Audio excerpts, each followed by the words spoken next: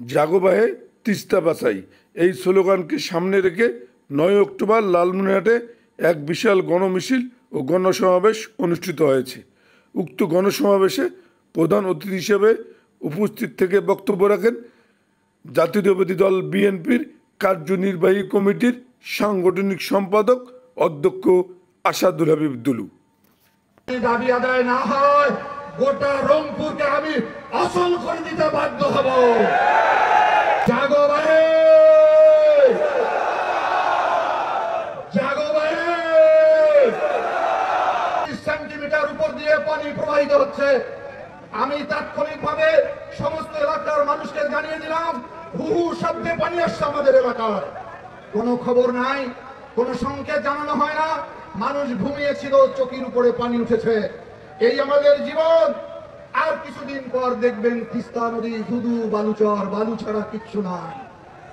কৃষক তার চাষের জন্য পানি পায় না, বর্ষাকালে বিনা পানিতে ঘর ডুবে যায়। এই বৈষম্য, এই অন্যায় আমরা কতদিন মেনে থাকবো? বাংলাদেশের বড় বড় প্রকল্প বাস্তবায়ন হচ্ছে। 1 লক্ষ কোটি টাকার প্রকল্প, 90,000 কোটি টাকার প্রকল্প, আর 2 কোটি মানুষ যেখানে জীবন সংগ্রাম নিয়ে অতিবাহিত হচ্ছে। নীলফামারী, রংপুর, লালমনিরহাট, কুড়িগ্রাম, গাইবান্ধার 130 কিলোমিটার মানুষ আজকের হাহাকার পরিণত হয়েছে। সরকার সেদিকে ভ্রুক্ষেপ করে না। মাত্র 12,000 কোটি টাকা লাগবে এই প্রকল্প বাস্তবায়ন করতে। এটি সরকার বিদেশি অর্থ ছাড়াও বাংলাদেশের অর্থ দিয়ে বাস্তবায়ন করা সম্ভব। আমাদের বন্ধু প্রতিম রাষ্ট্র চায়না ইতিমধ্যে গণশুনানি করেছে। প্রত্যেক জেলায় জেলায় পাওয়ার চ্যানেল লোক এসেছিল। আমরা সবাই জানিয়েছি যে তিস্তা মহাপরিকল্পনা বাস্তবায়ন আমরা চাই। তারা আশ্বস্ত হয়েছে। ডক্টর ইউনূস চীন সফর করেছিলেন, আমাদের মহাসচিব চীন গিয়েছিলেন, আমিও চীন গিয়েছিলাম।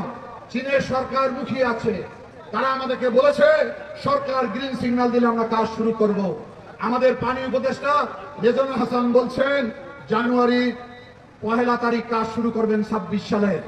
আমরা সরকারের এই কথা আশ্বস্ত হতে চাই না। কারণ ডিসেম্বরে যদি তফসিল ঘোষণা করা হয় তাহলে সরকার ব্যতিব্যস্ত হয়ে পড়বে নির্বাচনকে নিয়ে। আমরা সবাই ব্যস্ত হয়ে পড়ব, প্রশাসন ব্যস্ত হয়ে পড়বে, মানুষ ব্যস্ত হয়ে পড়বে নির্বাচনকে নিয়ে। তখন কাজ করা শুরু সম্ভব হবে না।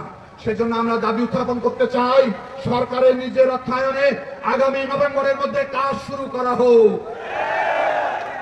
তিস্তা নদী ভেঙে চওড়ায় 8 কিলোমিটার হয়েছে, সেটা কমিয়ে 1.5 কিলোমিটারে নিয়ে আসা হবে। 1.5 কিলোমিটারের ফলে কত লক্ষ হেক্টর জমি মানুষের চাষাবাদের আওতায় আসবে।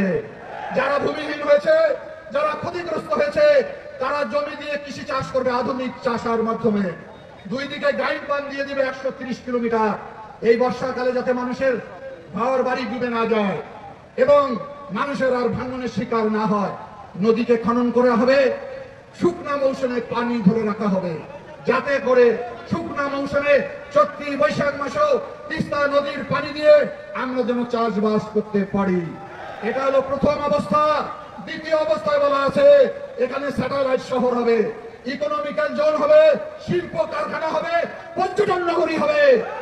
আমি আমার জীবনের ঝুঁকি নিয়ে রংপুরবাসীকে ডাক দিয়েছি, জাগো বাহে।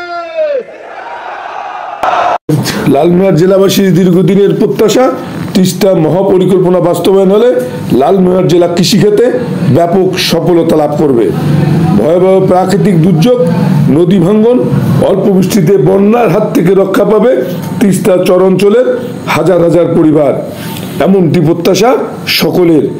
লালমনিরহাট জেলার জাগো বাহে তিস্তা বাসাই গণসমাবেশ থেকে রবিউল ইসলাম বাবুল, দৈনিক ভোরের কাগজ, লালমনিরহাট।